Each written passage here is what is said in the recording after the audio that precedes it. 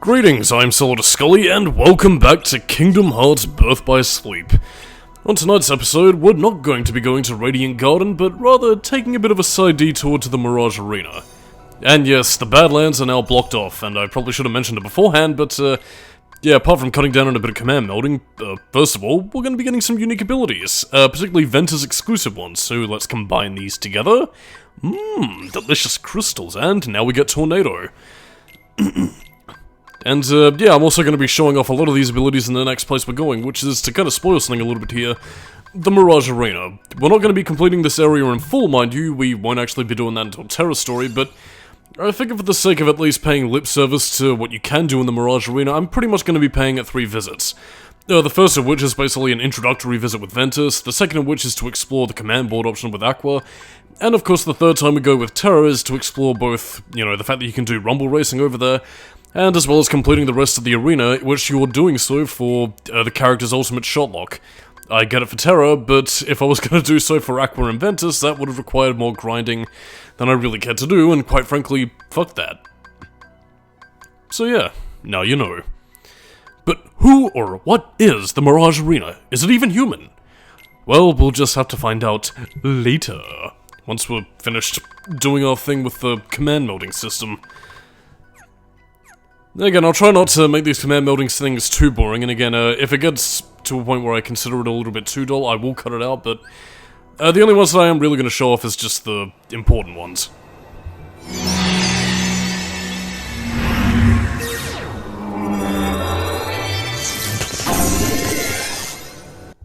So yeah, the Mirage Arena is basically a Kingdom Hearts exclusive arena level. Kinda makes you wonder why exactly we need the Olympus Coliseum anymore when we have stuff like this, but yeah, as you can see here, it's kind of delving into an element of Birth by Sleep that was more in lieu with the PSP version as opposed to, well, the HD version. So first of all, you can change your Keyblade armor color for whatever reason.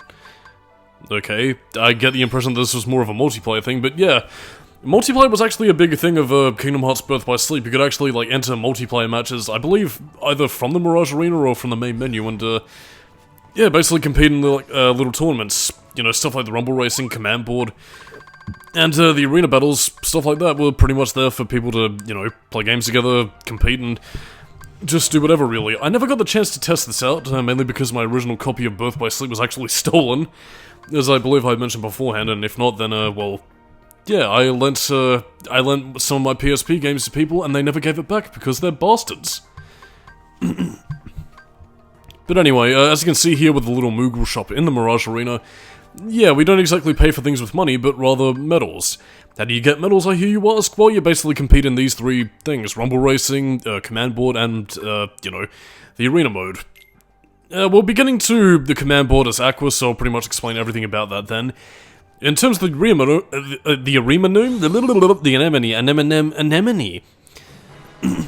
Yeah, this is pretty much the primary Mirage Arena area thing.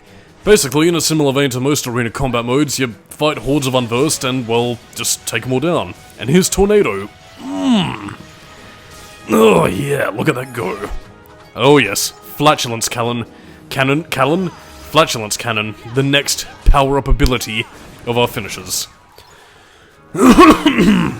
Excuse me.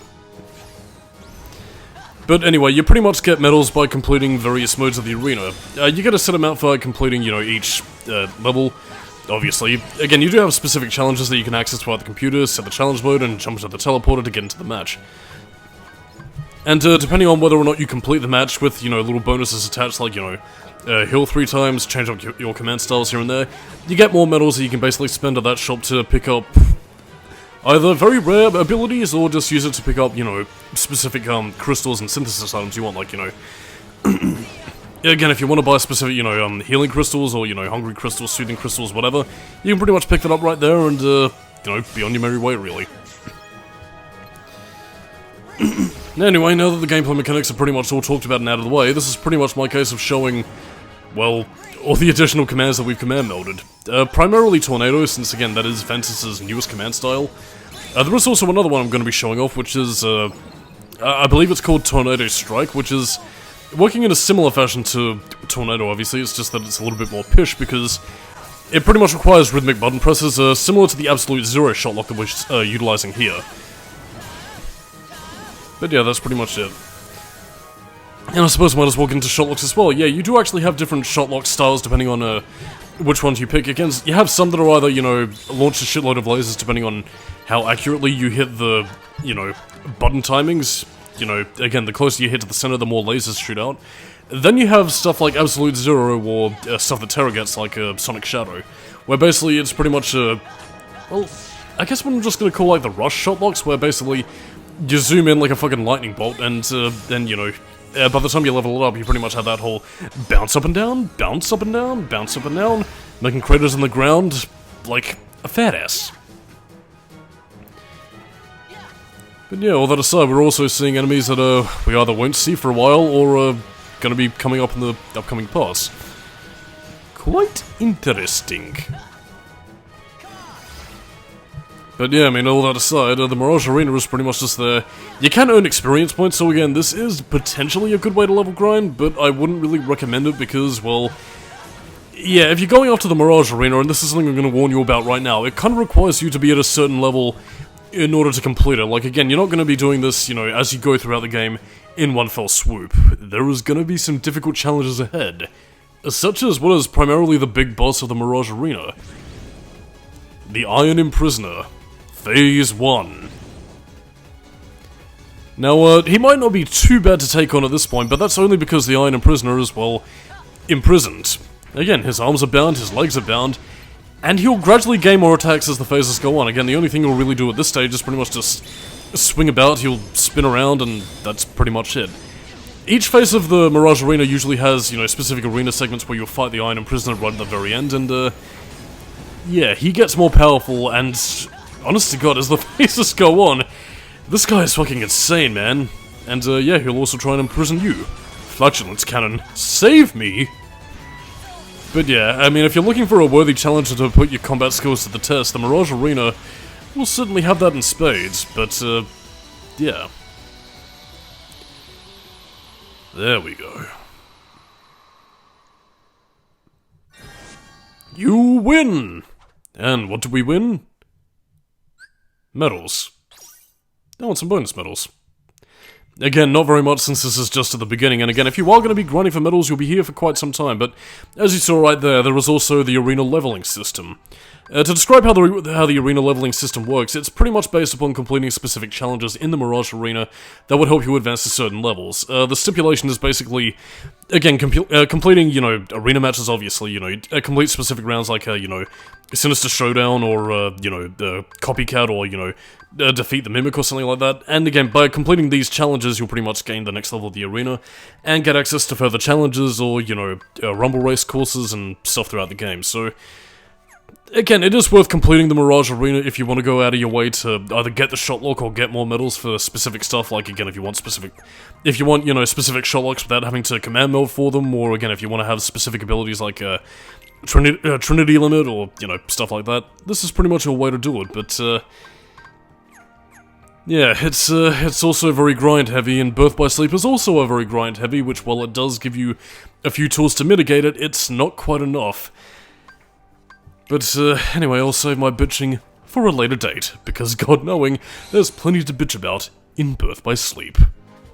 And of course, the Mirage Arena being a technological area, it also recreates the different worlds that we travel to, in this case, the Castle of Dreams! Oh yes. And yes, the purpose of this is also not just to show off the, you know, bunch of different moves that I picked up throughout the game, but in turn to also show off all the stuff, at least to show off, like, all the shotlocks and moves that you otherwise, well, won't be seeing when I start picking out my favorites. In this case, we also have moves like Deep Freeze putting in the work, so yes, enjoy the Diamond Dust command style while you can. And now I gotta think of things to talk about, because allegedly, yeah, there's a lot of stuff that I, well, have fuck all to say about, because it's pretty much just fighting for the sake of itself. And this is why I saved the rest of the arena sections for Terra's fight. But there are a few interesting points to talk about that I'll talk about here and there. It's mainly just when we get to the boss fights that I'll have more to say, as opposed to beating up enemies that we either won't encounter, you know, because they're saved for specific character stories, or, well, because they're enemies we simply haven't encountered yet. Quite odd, really, but in any case, yeah, that's also Thunder Roll that we command melded in the previous episode. Again, it's like, it's not something that'll do a lot of damage, but again, it is still quite useful, at least pipping enemies and, you know, steamrolling over, you know, some of the small fry enemies by the time you're powerful enough. And, well, I mean, since we are in the Cinderella world, I guess it's time for some Cinderella trivia, because Cinderella is very smelly. And, yeah, apparently Cinderella was Walt Disney's favourite Disney film due to the fact that he related to the title character. Yes, indeedy, Walt Disney related to a princess. I mean, again, that's probably a little bit more facetious than I really mean it, but again, what he related to specifically was, you know, the whole idea of, you know, working hard to achieve your dreams and nobody really appreciating it, which, I mean, I suppose in some cases for Cinderella you can kind of make the argument it's there, but the biggest problem with that is that, I mean, even by the time of, like, you know, Peter Pan, the golden age of Disney, especially by the time they open, you know, all the theme parks and all the merchandising by the time of Walt's death, again, I'm sure obviously this probably would have been subject to change because Disney pretty much took over the world during his tenure, but yeah, kind of bizarre that he related to that. But then again, I suppose there is something that we can all sort of relate to that, and to know we don't all have a fairy godmother that can make our dreams come true. Because if we did, then, well, golly gee, Solidus-Skully would be the prettiest princess at the ball. A blue blue blue, a blue blue blue, a blue blue blue blue blue. That's why I lost my faith. I had no fairy godmother. Actually, kind of speaking of the fairy godmother in relation to Kingdom Hearts, actually, she does show up in this game, and believe it or not, she also has access to the realm of the dead, if Melody of Memory is to be believed, so, yeah, I really don't know what that tells you. Oh, believe in your dreams, dearie, or I'll transport you to the final world, where your last moments will ever be remembered. Lolly-ho! And there we go, Deep Freeze. Not too bad of an ability, mind you, but to be honest, I don't really find it too useful in terms of, you know, dealing the most damage. In terms of, you know, again, Ventus' storyline is primarily me showcasing as many abilities as I can possibly get my hands on. But going forward, you know, in terms of the other character stories, I'm pretty much going to go out of my way to focus more on their specific abilities and equipping them throughout, you know, the majority of the story sequences. But, again, that's just kind of a case-by-case basis depending on whether or not I have the abilities to spare, so you know what, I'll show off as much as I can, but likewise, Birth by Sleep is a very exhausting experience, and yeah, I'll talk about the boss in just a little bit, because we will be seeing the unversed coach a little bit later, but yeah, I mean, I have finished recording Birth by Sleep at this point. In terms of the gameplay footage, I still have to record the commentary, obviously, but yeah, I'm fucking tired, which is why I'm taking a break by just playing through Medieval Resurrection. I mean, I should be working on the Silent Hill Downpour review at this point, but I'm a little bit knackered at the time being. Anyway, that was the Thunderstorm command style. You launch a lightning bolt and it is actually quite powerful for crowd control and, dealing with enemies like this. Anyway, the Cursed Coach will pretty much just launch out pumpkin bombs at you, so, here's a Green Goblin flying this thing.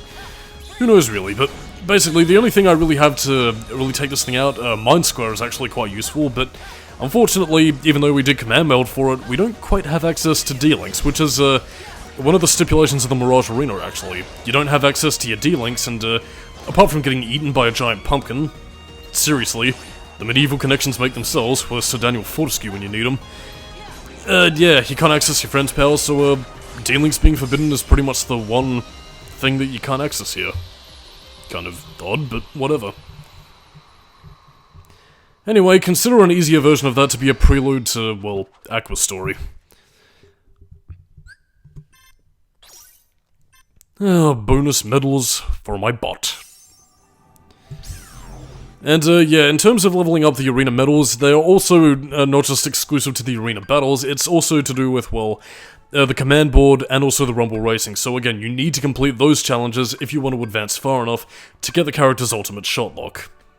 And one of those includes playing not 1, not 2, not 3, not 4, not 5, nor 6, nor 7, nor 8, nor 9, nor 10, nor 11, nor 12, nor 13, but 7 rounds of the fucking command board.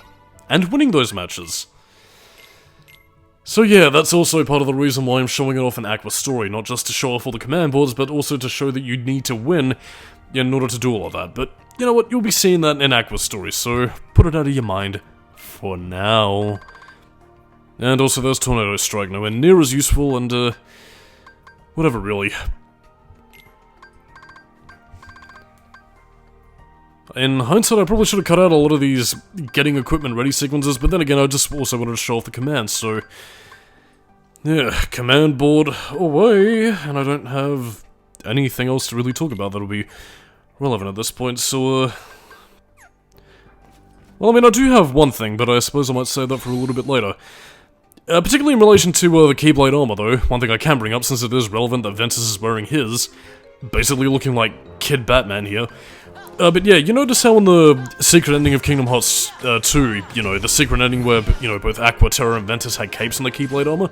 They were intended to be a part of the Keyblade armor design with the in-game graphics, but they were cut due to frame rate issues during the multiplayer functionality. Which does make me wonder though, again, there's no multiplayer functionality to my knowledge in the HD version, so why didn't they add the capes back into the Keyblade armor? I mean, they show up in Kingdom Hearts, was it Melody of Memory, or was it a Kingdom Hearts 3 Remind? I think it might have been Kingdom Hearts 3, actually, but... yeah, kind of odd that they didn't add them back for the Final Mix version for Birth by Sleep.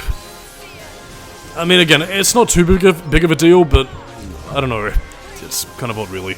Then again, I can see why they cut it for multiplayer functionality, because, you know, online internet, and I'm not really too sure how reliable the PSP's online functionality really was. I mean... the main thing I used the internet for in the PSP when I had it was mainly just to surf the web, you know, do all that kind of stuff really, so yeah, I can't really talk about, you know, in terms of any multiplayer experiences I had on the go. Although, again, if there is anybody who did play Birth by Sleep back in the day and who did have experience with multiplayer, how was it? Any fun? Because again, that's just the one thing about the game I never actually heard. This is Tornado Strike, by the way. Not bad, but it's also reliant on just button presses, which makes it a little bit less useful than Tornado. I mean, then again, I think Tornado Strike is a bit easier to command meld as opposed to, you know, regular Tornado, but yeah, it's just not quite worth it in my eyes. Yeah, but that being said, though, we do get some useful Ventus abilities a bit later on in the gameplay, so yeah, by the time we get the likes of Wind and Spark Raid, we should be good, dude. Come on. Flatulence Cannon. Activate! No, we'll have to save Flatulence Cannon for this boss. So yes, here is the legendary spindle that put Aurora's heart to sleep. So I assume, really. They don't actually show that part in the adaptation, but... yeah, this is pretty much Terra's boss fight against the Unversed in this world, so yes, another prelude to another hot... Unversed. Fuck. Yeah, whatever. Same thing, really. But yeah, to kind of talk about the boss fights in the Mirage Arena, like, I mean, yeah, you fight some of these during the story, obviously, but these ones are a little bit harder, so, watch your back. Although, again, it's fitting that I defeat this boss fight, you know, right here and now in the Mirage Arena, where it's harder, compared to, you know, in the story Good and Proper, where I wound up losing as Terra, and showed off Aqua's auto-life ability. Well, that's my problem for sucking, I suppose. Oh no! But yeah, apart from that, I mean, again, the boss has pretty much big AoE attacks, it has its little Angry Time mode there. And to be honest, apart from really sort of wailing on it, I really don't have much of a strategy. I suppose using the homing in shot lock similar to, you know, Absolute Zero or Sonic Shadow would probably be the best way to deal with this thing, but... yeah, Tornado Strike isn't really doing much to put the work in, but... yeah, really. I guess just sort of be swift and, you know, make sure you can reach it easily enough, because, you know, some of the shot locks like, you know, Ragnarod or Flame Servo can't quite reach it when it gets to a certain distance. I don't know, whether that's like, screen limitation issues or whatever, can be a little bit of a pain in the ass.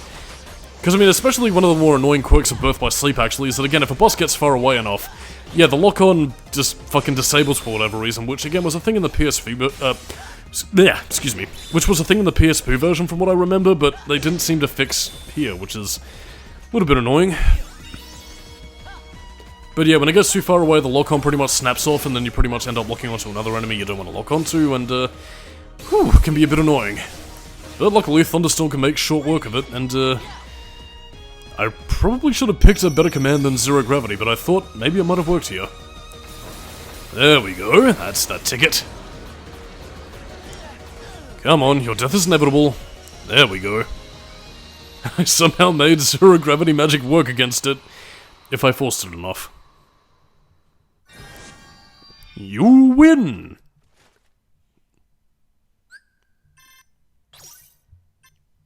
Whoopee, medals.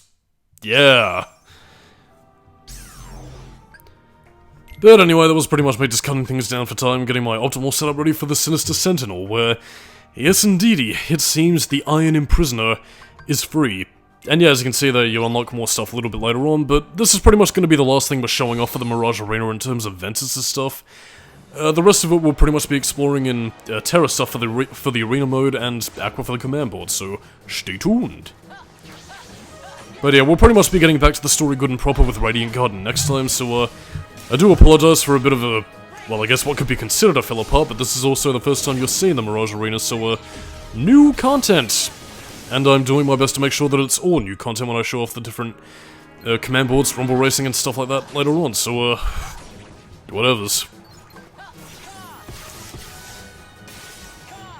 Anyway, since we're finding more goons at the moment, I suppose I might as well talk about another piece of Mirage Arena trivia, is that basically Laguna Loire from Final Fantasy VIII was intended to appear in the Mirage Arena, but if he did that and if he appeared in Birth by Sleep, he couldn't then appear in Dissidia, so he was then cut from the game. And to be perfectly honest, I mean, I've heard that they apparently do good things with him in I think it was Dissidia Duo Decim or something, but yeah, again, I've never played the game. I mean, I heard that Laguna actually has some pretty good EX attacks in that game, but yeah, it's a bit of a shame we never saw him in Birth by Sleep, because, I mean, apart from maybe having a bit of a connection to Squall, as he does in, you know, Final Fantasy VIII Good and Proper, there is one facet that I'm actually quite curious about. I mean, given the way the Mirage Arena looks, that does sort of resemble a lot of the, you know, a lot of the technology that you see when, you know, Laguna becomes present in Final Fantasy VIII. I don't know, it's, it feels fitting, and it's, kind of a shame we don't get to interact with them. Although it does also make me wonder, would characters like Aloy and Ward or Kyros have appeared as well? I mean, I would have hoped so, but kinda sad, I suppose. Anyway, I'm guessing probably another reason why, you know, Laguna was cut was... I mean, apart from a possible character embargo, which... it kinda makes me feel a little bit weird about that thing, is like... Okay, it's because he was appearing in Dissidia that he couldn't appear in Kingdom Hearts, but... why should that really matter? Because, again, when it comes to stuff like, you know, Cloud or, you know, Squall or whatever, they're not their original Final Fantasy VII and VIII counterparts, so really, is there any point? I mean, they're sort of different style characters anyway, so how would that be confusing? Or is it kind of like, I think I might have mentioned this before in the Spider-Man commentary, actually, but, you know, is it kind of similar to, like, the whole DC thing where certain characters can't appear because audiences would be confused? I don't know, I mean, if that's meant to be the case, it's a little bit nonsensical and doesn't even have the whole excuse of Nomura's like, oh, I didn't design the characters, so I can't use them, out of respect, dude. Whatever. Try not to think about these things, I guess. Although, that does kind of make me wonder, actually, is it because of stuff like Dissidia that we didn't get more Final Fantasy characters around this point in time? Because, I mean, if so, that's a little bit shit. I mean, again, I've never played Dissidia, so I can't really comment on the game quality, but... I don't know, it would have been nice to at least see more Final Fantasy rep in Kingdom Hearts, and I hope it is something that returns for Kingdom Hearts 4, or I will be very sad. I mean, at the very least, failing, you know, Final Fantasy representation, at least some more Square Enix rep. I don't know, throw in a bit of Chrono Trigger, Parasite Eve, fucking Einhander, the Bouncer even. Well... I mean, I'm still holding on to that theory about Free and Sion being Sora's parents, so... come on, don't make a liar out of me, as we fight these, fucking balloon boys. Oh yes, they float. And then you'll float too. Yeah, these are enemies that you fight much later in the game, and that probably explains why they're pretty much beating the shit out of Ventus and, you know, eating him alive and still have room for his pussy. But yeah, that's also part of the reason why you really need to level grind significantly if you want to stand a chance in this arena. And bear in mind, we also aren't very far in terms of, you know, the whole Mirage Arena thing at this point.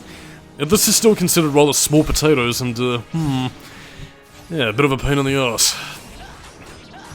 I mean, again, like, the arena segments aren't terrible, but again, as you can see here with, you know, some of the bloom fuckers, I don't know, it's just rather annoying because, again, I have specific enemy dynamics, which, again, while they do change up the flow of gameplay and how you approach certain combat schemas, you know, with, you know, how you use Flatulence Cannon, it does become rather annoying, you know, that you have to wait for enemies to do their thing, or have that fucking retaliation strike that just fucking irritates you, really.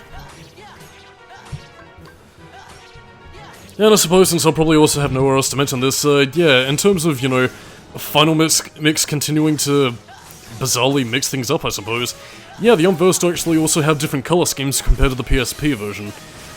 Something you only really know by having, like, a screenshot-by-screenshot comparison, but yeah, the colors of all the enemies used to look a lot different. Again, like, the regular Unversed called the Flood, they pretty much looked blue. These Unversed right here, you know, the ones that are looking a little bit skittish, yeah, they also have very different color schemes depending on that as well. And yes, even the fat fuckers also had different color schemes, so yeah, in a similar vein to Kingdom Hearts 1, enemies are recolored for reasons. I have no idea why, but hey, nice detail, I suppose.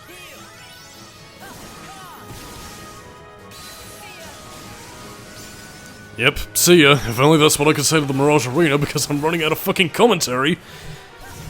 But I mean, if there is one thing I can actually say about the Unversed is that compared to the likes of the Heartless or Nobodies, again, the Heartless being very bestial, the Nobodies working in more of a formation and having more tactile tactics about them, if you notice the character animations of the Unversed, a little bit more noticeable in the likes of the Flood or the, you know, the Bruises and stuff like that, yeah, they actually display specific and negative traits. For example, the Flood are very, you know, skittish, they're very paranoid, constantly looking about and, you know, hiding away from you.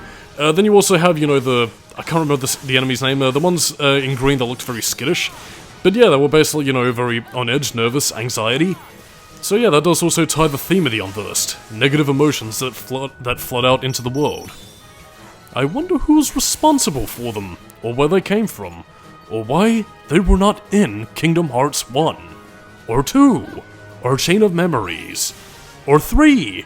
Oh wait, they are in 3, but that is a spoiler. Sort of. God, it's fucking freaky to know that it's been like 3 or 4 years since Kingdom Hearts 3 has been out. That's... oh god, that's terrifying, man. I'm getting old. But don't worry, the Iron Imprisoner is back. His arms are free, and now he's got a hammer. And the Iron Imprisoner 2 is actually where he starts to get a little bit more dangerous, because, yeah, he pretty much guns right fucking for you, and, oh yeah, thank god for the invincibility frames with the fucking shot lock, because otherwise, well, yeah, you're getting your ass kicked. And that's pretty much going to be a running theme when you come up against powerful bosses in Birth by Sleep. Again, unless of course you're fucking rolling around like a fucking FromSoft boss fight, you're pretty much going to have to rely on, well, dodge roll, dodge roll, dodge roll, or utilizing invincibility frames. So, yeah, it kind of brings up a bit of an issue I do have with some of the gameplay mechanics and enemy dynamics in Birth by Sleep, is that, again, a lot of the boss fights do require you to think on your feet, and they are rather fun when you at least know what you're doing, but the problem is, in some cases, they do pretty much require a lot of hurt, dodge roll, dodge roll, dodge roll, dodge roll, dodge roll, wait for a specific time to use your invincibility frames command stuff, or, you know, shot locks or whatever, and then pretty much just hope for the best and hope you don't die. Oh, and by the way, that only really seems to apply when you're using, like, very specific stuff like, you know, shot locks or finishing moves. Again, when you're using your commands like a tornado, for example, you don't have invincibility frames, so again, while you're using that attack, you could still be attacked, lose health, and die. So, yeah. There's a bit of lopsided balance when it comes to using the command deck, and it's part of the reason why I don't really like it that much compared to traditional Kingdom Hearts gameplay. Thankfully, it was removed by Kingdom Hearts 3. Thank goodness. Anyway, that was the Iron Imprisoner 2, and if you're playing Terror Story, this is pretty much what you use in order to get his, one of his Xehanort reports, which you do need in order to access the final story, and if you don't have access to it, then, well, you're pretty much buggered.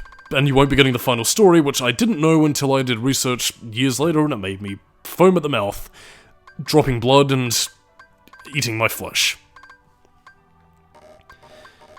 Yeah, but anyway, since we don't have a lot of medals to do much of anything with, apart from getting a victory pose and tickets to other arena matches earlier, we're done with this place. So on that note, I am Solidus-Skully, keep it new metal, And next time on the Kingdom Hearts Birth by Sleep commentary, we won't be going back to the Mirage Arena for a while, but instead tackling Radiant Garden. Catch you next time.